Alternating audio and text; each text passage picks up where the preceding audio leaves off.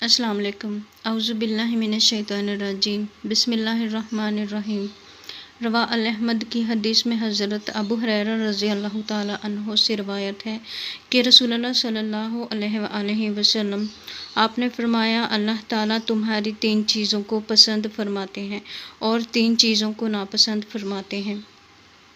تمہاری اس بات کو پسند فرماتے ہیں کہ تم اللہ تعالیٰ کی عبادت کرو اور ان کے ساتھ کسی کو شریک نہ ٹھہراؤ، اور سب مل کر اللہ تعالیٰ کی رسی کو مضبوطی سے پکڑے رہو،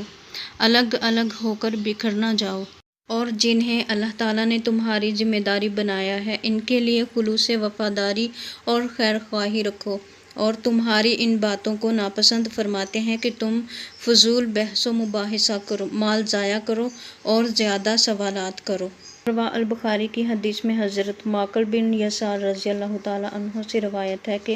رسول اللہ صلی اللہ علیہ وآلہ وسلم آپ نے فرمایا، جو شخص کسی مسلمان رعایت کا ذمہ دار بنے پھر اس کے ساتھ دھوکے کا معاملہ کرے اور اسی حالت پر اس کی موت آ جائے تو اللہ تعالیٰ جنت کو اس پر حرام کریں گے۔ الترمذی کی حدیث میں حضرت امامہ رضی اللہ تعالیٰ عنہ سے روایت ہے کہ رسول اللہ صلی اللہ علیہ وسلم آپ نے فرمایا، بہترین صدقہ اللہ تعالیٰ کے راستے میں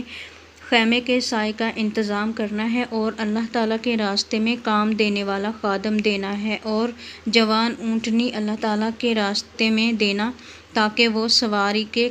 وغیرہ کے کام آ سکے۔